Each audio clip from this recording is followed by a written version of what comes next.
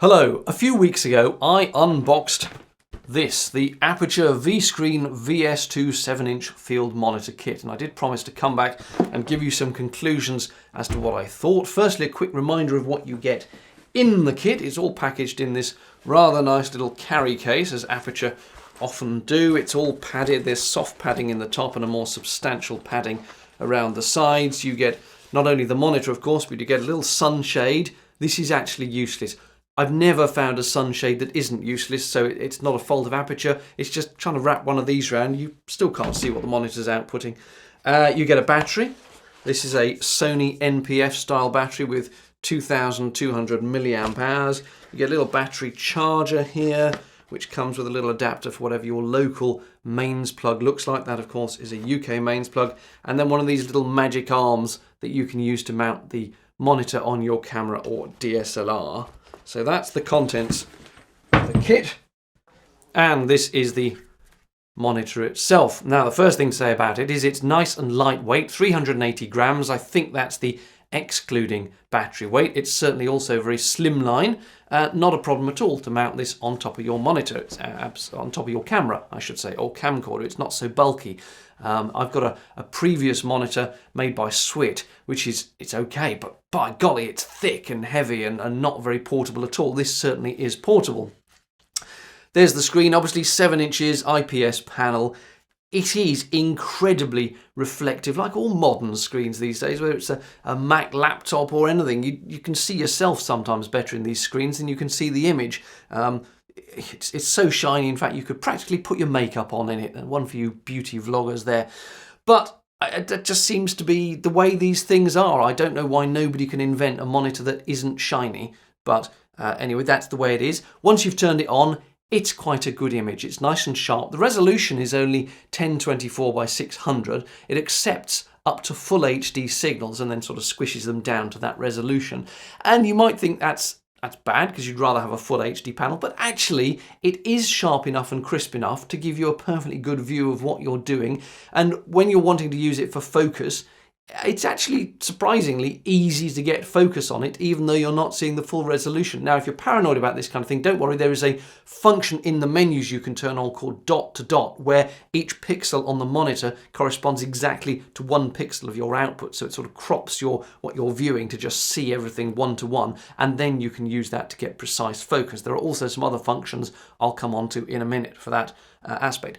But as I say, in terms of general picture quality, yes, it's quite nice. Although, if you are trying to view this outside, even with the sunshade on, even at its brightest setting, you're not going to have much luck. You are better off throwing a coat over yourself and the monitor in the style of a 1900s photographer, and that way it works very well, but not terribly good outside in the bright light. On the front here, you have got a power on-off switch, a source select between the composite component and HDMI, and you've got a little four-way toggle here which allows you to select the monitor options, and then a sort of button in the middle, which weirdly isn't the selection button, but I'll come back to that as well. On the side here, USB, that's for firmware updates in the future.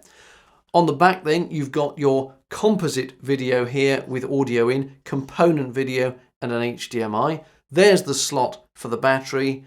And that's a little tiny loudspeaker to monitor your audio. You can turn that off. I found it distracting hearing the audio coming out of that as I was filming, so I turned that off. Vents on the bottom here allow air to be drawn in, and then obviously vents on the top, the hot air goes out. It's all passive cooling, and there is a 12-volt DC in, although there is no power supply to drive it from the mains. That little charger is purely a battery charger, not a power supply to run this off the mains. So if you're using this in a studio environment, you'll have to buy a separate power supply. On the bottom here, you've got a headphone output, so you can, if you want, monitor your audio off the headphones there. And then that is a standard 3/8/16 tripod mount. So you can obviously stick it onto that little arm that comes with it, or you can stick it on a separate tripod stand to monitor it that way as well. As I said, if you're using this for getting focus, it does perfectly well, but there are some options in the menus to help you, and also some options for exposure and so on.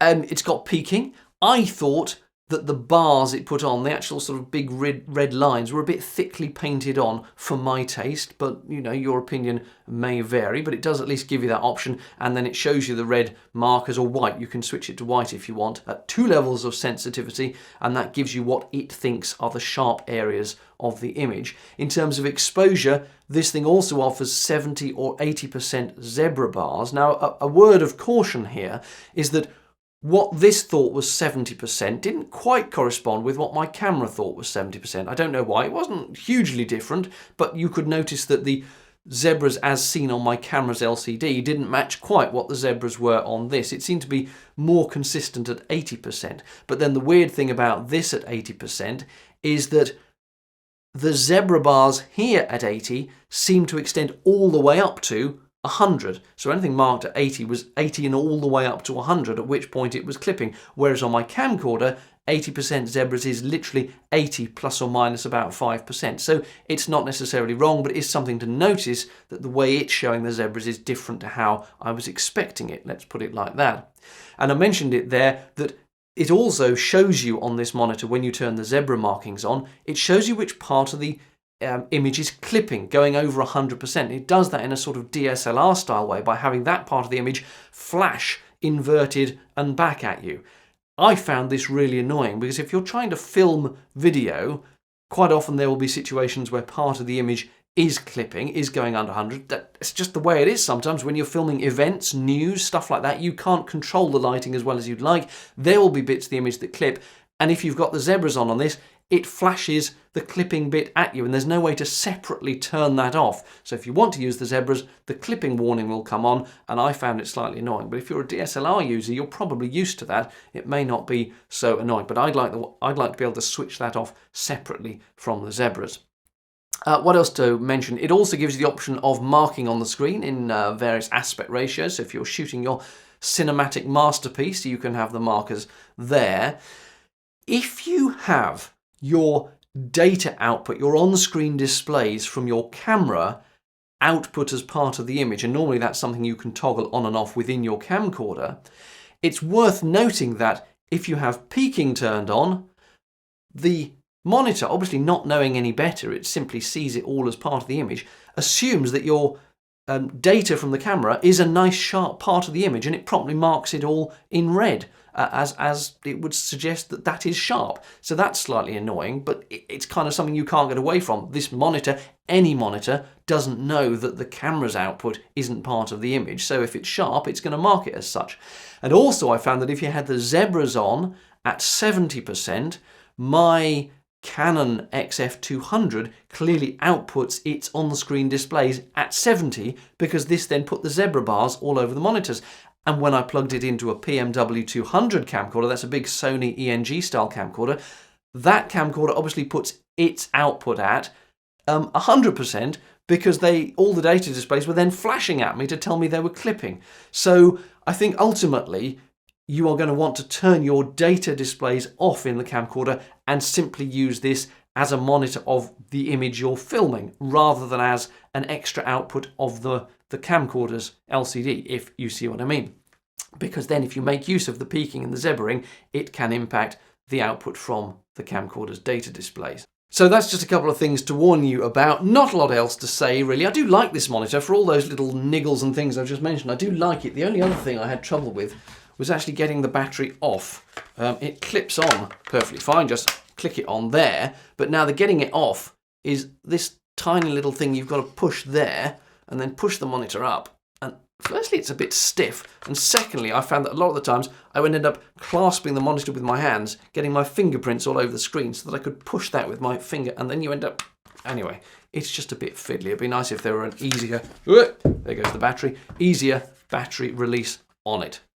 All in all, I do like this monitor. Certainly you get a lot of stuff for your money. Remember, it comes as a kit, so it's not just the monitor, you've got the carry case, all the bits that came with it. It's low cost, it's lightweight, it's perfectly decent. Just be aware of those little things like that's slightly irritating to get out. Oh, I forgot to mention the menus as well. Really weird with the menus. You go into the menus and you're scrolling through using left and right to sort of go through the menu tree. And when you get to the one you want to set, you'd think you'd select it with the middle button and then use up and down to change the value. But that's not how it works. When you've got to that sort of value you want to change in the menu, you keep pressing right and left, and suddenly the right and left are actually the up and down toggles to change through the values. And to go backwards, you can't use left to go backwards because that takes you down a value. You have to press the enter button, what you'd think was the enter button, and that's suddenly the back button. I just found it a bit unintuitive. It's a bit weird, but you do get used to it, but it's a bit peculiar to start with. Right, that is it. That's definitely it. Thank you for watching. I hope this was useful as always. Thank you for getting right through to the end. If it was useful, please do click on that like button. And if you're not already a subscriber to the channel, why not subscribe as well? And there'll be more videos coming soon, including, hopefully I think it's about March time, the new Sony and Panasonic 4K camcorders. I've got reviews of those lined up as well. Thanks for watching. Bye-bye.